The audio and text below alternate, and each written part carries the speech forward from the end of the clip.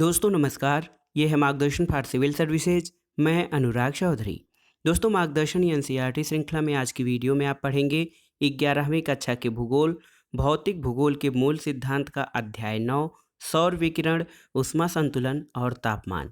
इस अध्याय में आप जानेंगे सौर विकिरण क्या है, वायुमंडल का तापन और शीतलन क्या होता है, पृथ्वी का ऊष्मा बजट क्या है और तापमान का व्युत्क्रमण क्या होता है। तो आइए शुरू करते हैं 11वीं कक्षा के भूगोल का अध्याय 9 सौर विकिरण, ऊष्मा संतुलन और तापमान। दोस्तों क्या आप अपने चारों तरफ वायु को महसूस करते हैं? क्या आप जानते हैं कि हम वायु के एक बहुत भारी पुलिंदे के तल में रहते हैं। हम वायु में सांस लेते हुए सांस द्वारा वायु के बाहर निकालते हैं, परंतु उसे तभी महसूस करते हैं जब ये गतिमान होती है। इसका मतलब ये है कि गतिमान वायु को पवन कहा जाता है। आप जानते हैं कि पृथ्वी चारों ओर से वायु से घिरी हुई है और वायु का यह आवरण ही वायुमंडल कहलाता है, जो बहुत सी गैसों का बना है और इन्हीं गैसों के कारण ही पृथ्वी पर जीवन पाया जाता है। दोस्तों पृथ्वी अपनी ऊर्जा का लगभग संपूर्ण भाग सूर्य से प्राप्त करती है। आप जानते हैं सूर्य पृथ्वी से 13 लाख गुना बड़ा है और उसकी पृथ्वी से औसत दूरी 1.5 करोड़ किलोमीटर है। दोस्तों सूर्य से जो ऊर्जा मिलती है इसके बदले पृथ्वी सूर्य से प्राप्त ऊर्जा को अंतरिक्ष में वापस भेज देती है, यानी विकिरित कर देती है। परिणाम ये होता है कि पृथ्वी न तो अधिक समय के लिए गर्म होती है और न ही अधिक ठंडी। इसलिए हम ये पाते हैं कि पृथ्वी के अलग अलग भागों में जो ताप पाने की मात्रा होती है वो समान नहीं होती है और इसी भिन्नता के कारण वायुमंडल के दाब में भी भिन्नता होती है। इसी कारण पवनों के द्वारा ताप का स्थानांतरण एक स्थान से दूसरे स्थान पर होता है और इस अध्याय में हम गर्म तथा ठंडे होने की प्रक्रिया, वायुमंडल कैसे गर्म होता है, कैसे ठंडा होता है और उसके परिणाम स्वरूप जो पृथ्वी की सतह पर तापमान का वितरण है उसको समझ सकते हैं। सबसे पहले आइए जानते हैं सौर विकिरण क्या होता है। दोस्तों पृथ्वी के पृष्ठ पर प्राप्त होने वाली ऊर्जा का अधिकतम भाग लघु तरंग दैर्घ्य के रूप में आता है और पृथ्वी को प्राप्त होने वाली ऊर्जा को आगमी सौर विकिरण या छोटे रूप में सूर्यातप या इंसोलेशन कहते हैं। सूर्यातप क्या है?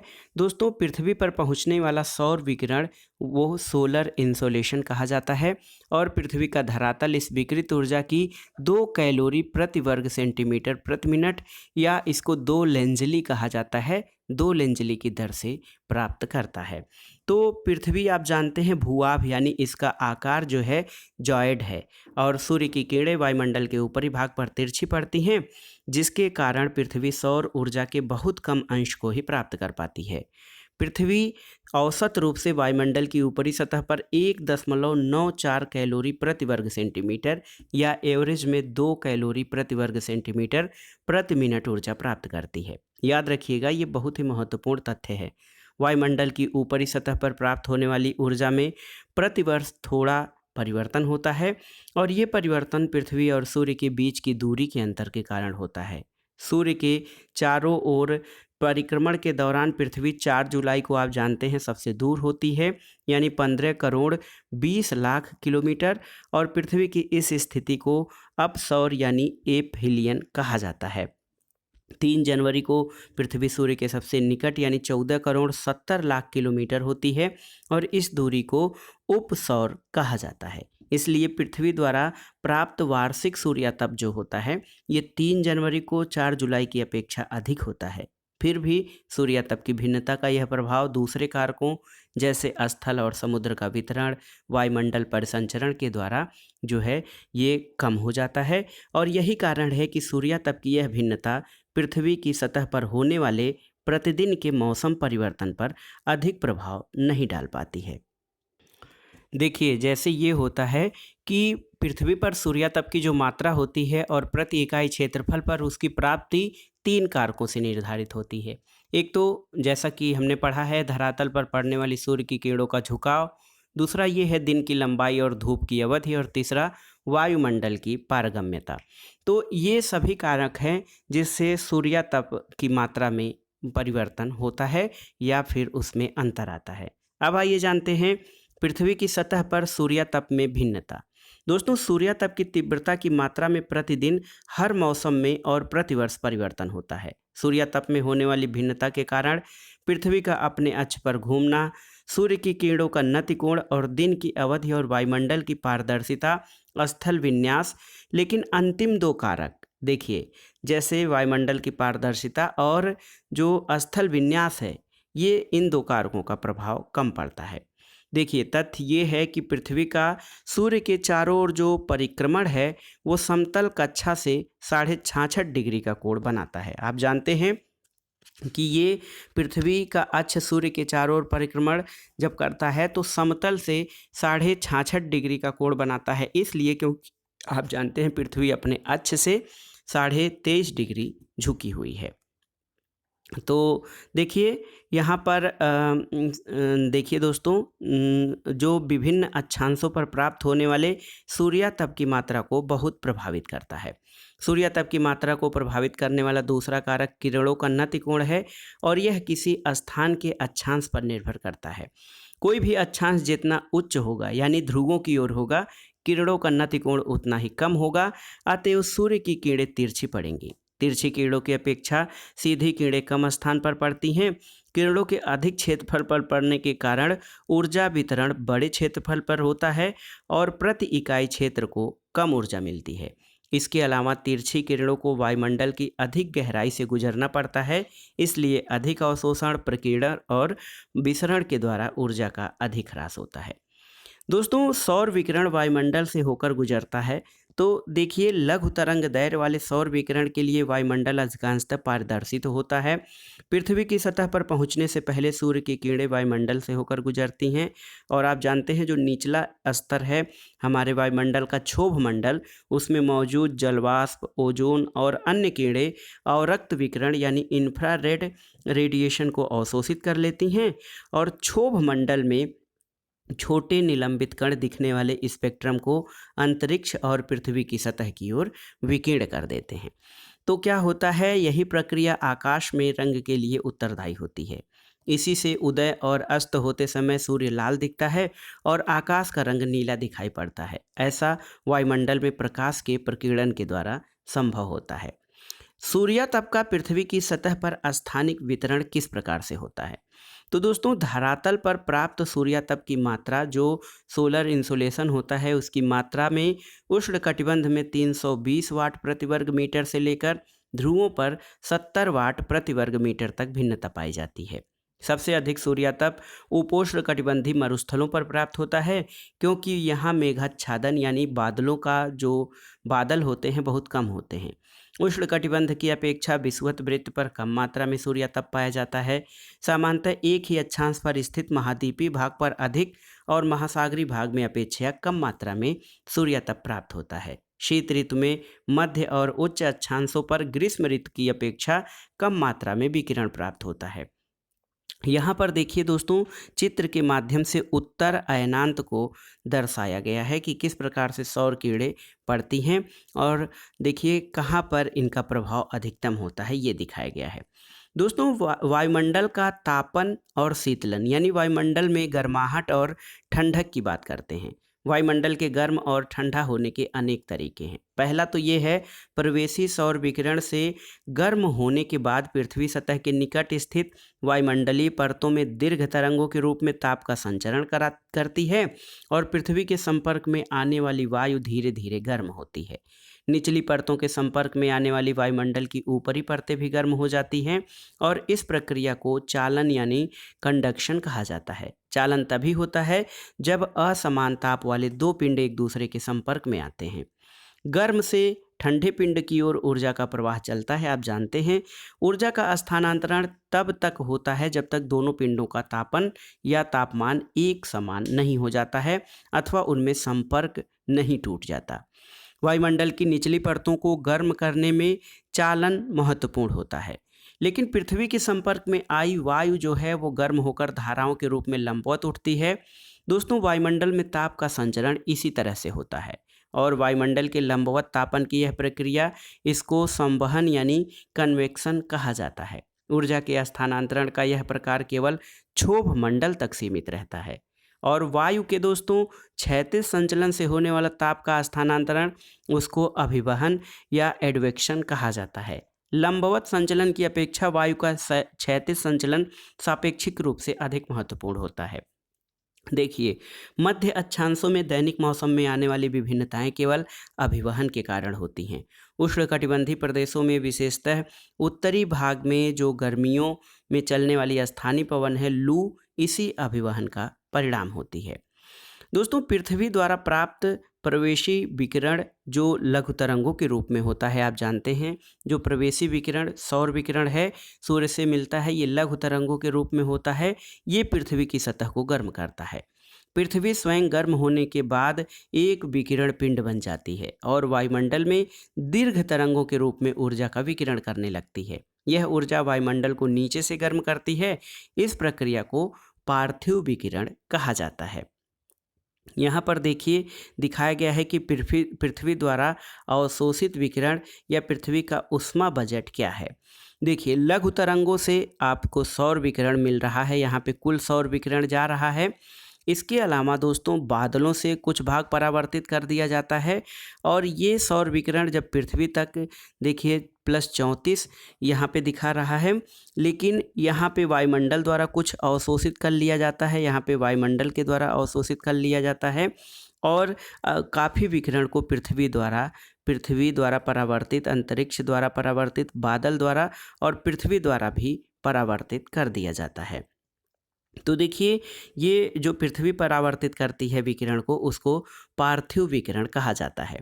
दोस्तों, दीर्घ तरंग दैर्घ्य क्या है कि ये विकिरण वायुमंडल गैस, मुख्यतः कार्बन डाइऑक्साइड और अन्य ग्रीन हाउस गैसों द्वारा अवशोषित कर लिया जाता है। इस प्रकार वायुमंडल पार्थिव विकिरण द्वारा अप्रत्यक्ष रूप से गर्म होता है, न कि सीधे सूर्यताप से। तो देखिए, एक बहुत ही महत्वपूर्ण तथ्य यहाँ आपको मिला कि दीर्घ तरंग दैर्घ्य विकिरण वायुमंडलीय गैसों जैसे कार्बन डाइऑक्साइड और अन्य ग्रीन हाउस गैसों के द्वारा अवशोषित कर लिया जाता है। इस प्रकार जो वायुमंडल है ये पार्थिव विकिरण के द्वारा अप्रत्यक्ष रूप से गर्म होता है। सूर्य से आने वाले सीधे सूर्यताप से वायुमंडल गर्म नहीं होता है।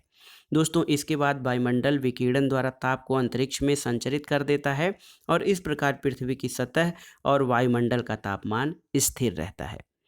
अभी हमने एक शब्द की चर्चा की है, ऊष्मा बजट। दोस्तों, ऊष्मा बजट क्या है? तो देखिए, पृथ्वी में के ऊष्मा बजट को यहाँ पर एक चित्र में दर्शाया गया है। पृथ्वी ऊष्मा का न तो संचय करती है न ही ह्रास करती है। यह अपने तापमान को स्थिर करती है और ऐसा तभी संभव है जब सूर्य विकिरण द्वारा सूर्यातप के रूप में प्राप्त ऊष्मा और पार्थिव विकिरण द्वारा अंतरिक्ष में संचरित तापमान बराबर हो। देखिए, मान लिया कि वायुमंडल की ऊपरी सतह पर प्राप्त सूर्यतप 100% है। वायुमंडल से गुजरते हुए ऊर्जा का कुछ अंश परावर्तित हो जाता है, कुछ प्रकीर्णित हो जाता है और कुछ अवशोषित हो जाता है। केवल शेष भाग ही पृथ्वी की सतह तक पहुंचता है। 100 इकाई जो सूर्यताप आता है उसमें से 35 इकाई पृथ्वी के धरातल पर पहुंचने से पहले ही अंतरिक्ष में परावर्तित हो जाता है और 27 इकाइयां बादलों के ऊपरी छोर से और 2 इकाइयां पृथ्वी के हिमाच्छादित क्षेत्रों से परावर्तित होकर वापस जो है लौट जाती हैं और सौर विकिरण की इस परावर्तित मात्रा को पृथ्वी का एल्बिडो कहते हैं। प्रथम जो 35 इकाइयों को छोड़कर बाकी 65 इकाइयाँ अवशोषित होती हैं, 14 वायुमंडल में, 51 पृथ्वी के धरातल द्वारा। पृथ्वी के द्वारा अवशोषित ये 51 इकाइयाँ पुनः पार्थिव विकिरण के रूप में लौटा दी जाती हैं। इनमें से 17 इकाइयाँ सीधे अंतरिक्ष में चली जाती हैं और 34 इकाइयाँ वायुमंडल द्वारा अवशोषित हो जाती हैं। 6 इकाइयाँ स्वयं वायुमंडल द्वारा, 9 इकाइयाँ संवहन के जरिए और 19 इकाइयाँ संघनन की गुप्त ऊष्मा के रूप में। वायुमंडल के द्वारा 48 इकाइयों का अवशोषण होता है, जिनमें से 14 इकाइयाँ सूर्यातप की और 34 इकाइयाँ पार्थिव विकिरण की होती हैं। दोस्तों, वायुमंडल विकिरण द्वारा इनको भी अंतरिक्ष में वापस लौटा देता है। इसलिए पृथ्वी के धरातल पर वायुमंडल में से अंतरिक्ष में वापस लौटने वाली विकिरण की इकाइयाँ 17 और 48 होती हैं, जिनका योग 65 होता है। यहाँ पर देखिए किस तरह से शुद्ध विकिरण संतुलन में अनुदैर्ध्य परिवर्तन को दर्शाया गया है। दोस्तों, वापस लौटने वाली ये इकाइयाँ उन 65 इकाइयों का संतुलन कर देती हैं जो सूर्य से प्राप्त होती है। यही पृथ्वी का ऊष्मा बजट अथवा ऊष्मा संतुलन है। यही कारण है कि उष्मा के इतने बड़े स्थानांतरण के बावजूद भी पृथ्वी न तो बहुत गर्म होती है और ना ही बहुत ठंडी होती है। यहाँ पर देखिए ये चित्र जो दिया गया है पृथ्वी का उष्मा बजट, ये किस प्रकार से दर्शाया गया है कि ये कुल सौर विकिरण तो आ रहा है 100%, लेकिन इसमें से देखिए अंतरिक्ष द्वारा परावर्तित बादलों द्वारा 27 और पृथ्वी द्वारा 2% परावर्तित कर दिया जाता है। इसके अलावा ये देखिए अंतरिक्ष में 6% प्रकीर्णित कर दिया गया है। दीर्घ तरंगों द्वारा पृथ्वी का विकिरण यहाँ पर दर्शाया गया है। देखिए यहाँ से पृथ्वी से विकिरण जो है 17 पृथ्वी से अंतरिक्ष की ओर विकिरण और 6 जो है ये वायुमंडल में विकिरण हो जाता है। तो प्रक्षोभ और संवहन से जो 9 यहाँ पे अवशोषित होता है, ये 9 फिर वायुमंडल में छोड़ दिया जाता है। इसके अलावा संघनन से जो 19% होता है, इससे कुल मिलाकर वायुमंडल द्वारा अंतरिक्ष की ओर विकिरण कर दिया जाता है। तो पृथ्वी का ऊष्मा बजट जो है वो इसी के गणना को कहा जाता है। पृथ्वी की सतह पर कुल ऊष्मा बजट में भिन्नता क्यों होती है? दोस्तों, पृथ्वी की सतह पर प्राप्त विकिरण की मात्रा में भिन्नता पाई जाती है और पृथ्वी के कुछ भागों में विकिरण संतुलन में अधिशेष जो होता है ये पाया जाता है, लेकिन कुछ भागों में ऋणात्मक संतुलन होता है। देखिए पृथ्वी वायुमंडल तंत्र के शुद्ध विकिरण में अक्षांशीय भिन्नता को जब आप देखेंगे तो शुद्ध विकिरण में अधिशेष 40 डिग्री उत्तरी और दक्षिणी अक्षांशों में अधिक है, लेकिन ध्रुवों के पास इसकी कमी पाई जाती है और उष्णकटिबंधीय क्षेत्रों से ताप ऊर्जा ध्रुवों की ओर पुनर्वितरण होता है। फलस्वरूप उष्णकटिबंधीय ताप संचयन के कारण बहुत अधिक गर्म नहीं हो और न ही उच्च अक्षांश अत्यधिक कमी के कारण पूरी तरह जमे हुए हैं। अब आइए जानते हैं तापमान के बारे में। दोस्तों, वायुमंडल और भूपृष्ठ के साथ जो है सूर्यातप की अन्योन्य क्रिया द्वारा जनित ऊष्मा तापमान के रूप में पाया जाता है। जहां ऊष्मा किसी पदार्थ कणों के अणुओं को गति को दर्शाती है, वहीं तापमान किसी पदार्थ या स्थान के गर्म या ठंडा होने की डिग्री में माप होता है। तापमान के वितरण को कुछ कारक नियंत्रित करते हैं। तो इसमें कौन से कारक हैं जिनके द्वारा तापमान का वितरण प्रभावित होता है? सबसे पहले जो है दोस्तों अक्षांश रेखा, समुद्र तल से उस स्थान की ऊंचाई, समुद्र से उसकी दूरी, वायु संहति का परिसंचरण, कोष्ण तथा ठंडी महासागरीय धाराओं की उपस्थिति और स्थानीय कारक। तो तापमान के वितरण को अक्षांश और समुद्र तल से ऊंचाई, उसकी दूरी, वायु संहत का परिसंचरण, कोष्ण और ठंडी महासागरीय धाराओं की उपस्थिति, स्थानीय कारक कैसे प्रभावित करते हैं, आइए देखते हैं। सबसे पहले जानेंगे अक्षांश। दोस्तों, किसी भी स्थान का तापमान उस स्थान के द्वारा प्राप्त सूर्यातप पर निर्भर करता है। ये पहले बताया जा चुका है कि सूर्यातप की मात्रा में अक्षांश के अनुसार भिन्नता पाई जाती है। इसके अलावा उत्तुंगता यानी एल्टीट्यूड का भी अंतर पाया जाता है। वायुमंडल पार्थिव विकिरण के द्वारा नीचे की परतों में पहले गर्म होता है। यही कारण है कि समुद्र तल के पास के स्थानों पर तापमान अधिक और ऊंचे भाग में स्थित स्थानों पर तापमान कम होता है। और अन्य शब्दों में तापमान सामान्यतः उत्तुंगता बढ़ने के साथ घटता जाता है। यहाँ पर देखिए भूपृष्ठीय वायु तापक्रम वितरण जनवरी का दिखाया गया है इस चित्र में। दोस्तों, उत्तुंगता बढ़ने के साथ यानी ऊंचाई बढ़ने के साथ तापमान घटने की दर को सामान्य ह्रास दर कहा जाता है, यानी नॉर्मल लैप्स रेट कहते हैं। सामान्य ह्रास दर प्रति 1000 मीटर की ऊंचाई बढ़ने पर 6.5 डिग्री सेल्सियस होता है। इसके अलावा दोस्तों, तापमान को प्रभावित करने वाला एक कारक समुद्र से दूरी है। किसी भी स्थान के तापमान को प्रभावित करने में समुद्र से उस स्थान की दूरी महत्वपूर्ण होती है। स्थल की अपेक्षा समुद्र धीरे धीरे गर्म और धीरे धीरे ठंडा होता है। स्थल जल्दी गर्म और जल्दी ठंडा होता है। इसलिए समुद्र के ऊपर स्थल की अपेक्षा तापमान में भिन्नता कम होती है और समुद्र के निकट स्थित क्षेत्रों पर समुद्र और स्थलीय समीर का प्रभाव पड़ता है। इसके कारण जो स्थान समुद्र के नज़दीक होते हैं वहाँ पर तापमान जो है बहुत अंतर या वहाँ पर सम होता है। वायु संहति और महासागरीय धाराएं। तो दोस्तों, स्थलीय और समुद्री समीरों की तरह वायु संहतियाँ भी तापमान को प्रभावित करती हैं। जैसे ठंडी कोष्ण वायु संहति यानी वार्म एयर मासेज जो हैं, इनसे प्रभावित होने वाले स्थानों का तापमान अधिक होता है और शीत वायु संहति यानी कोल्ड एयर मासेस से प्रभावित होने वाले स्थानों का तापमान कम होता है। इसी प्रकार ठंडी महासागरीय धारा के प्रभाव के अंतर्गत आने वाले समुद्र तटों की अपेक्षा गर्म महासागरीय धारा के प्रभाव में आने वाले तटों का तापमान अधिक होता है। इसके अलावा तापमान का वितरण, आप जानते हैं जनवरी और जुलाई के तापमान के वितरण का जब हम पूरे विश्व के तापमान वितरण के बारे में जान सकते हैं। जैसे देखिए, तापमान वितरण सामान्यतः समताप रेखाओं की मदद से दर्शाया जाता है। समताप रेखा क्या होती है? वह रेखा जो समान तापमान वाले स्थानों को जोड़ती है। जनवरी और जुलाई में होने वाले धरातल पर वायु के तापमान वितरण को दर्शाता है। दोस्तों, सामान्य तापमान पर अक्षांश के प्रभाव को मानचित्र में स्पष्ट रूप से देखा जा सकता है, क्योंकि समताप रेखाएं प्रायः अक्षांश के समानांतर होती हैं। इस सामान्य प्रवृत्ति में विचलन विशेष रूप से उत्तरी गोलार्ध में जुलाई की अपेक्षा जनवरी में अधिक होता है और दक्षिणी गोलार्ध की अपेक्षा उत्तरी गोलार्ध में स्थली भाग अधिक है। इसलिए भूसंहति और समुद्री धारा का प्रभाव वहाँ स्पष्ट होता है। दोस्तों, जनवरी में जो समताप रेखाएं, देखिए, समताप रेखाएं महासागर के उत्तर और महाद्वीपों पर दक्षिण की ओर विचलित हो जाती हैं। इसे उत्तरी अटलांटिक महासागर पर देखा जा सकता है। कोस्ट महासागरीय धाराएं गल्फ स्ट्रीम और उत्तरी अटलांटिक महासागरीय ड्रिफ्ट की उपस्थिति से उत्तरी अटलांटिक महासागर अधिक गर्म होता है और समताप रेखाएं उत्तर की ओर मुड़ जाती हैं। सतह के ऊपर तापमान तेजी से कम हो जाता है और समताप रेखाएं यूरोप में दक्षिण की ओर मुड़ जाती हैं।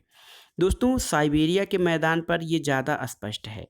60 डिग्री पूर्वी देशांतर के साथ 80 डिग्री उत्तरी और 50 डिग्री उत्तरी दोनों ही अक्षांशों पर जनवरी का माध्य तापमान 20 डिग्री सेल्सियस पाया जाता है और इस प्रकार जनवरी का माध्य मासिक तापक्रम विषुवत रेखीय महासागरों पर 27 डिग्री सेल्सियस से अधिक और उष्णकटिबंधों में 24 डिग्री सेल्सियस से अधिक, मध्य अक्षांशों पर 20 से 0 डिग्री और यूरेशिया के आंतरिक भाग में -18 डिग्री से -48 डिग्री तक दर्ज होता है।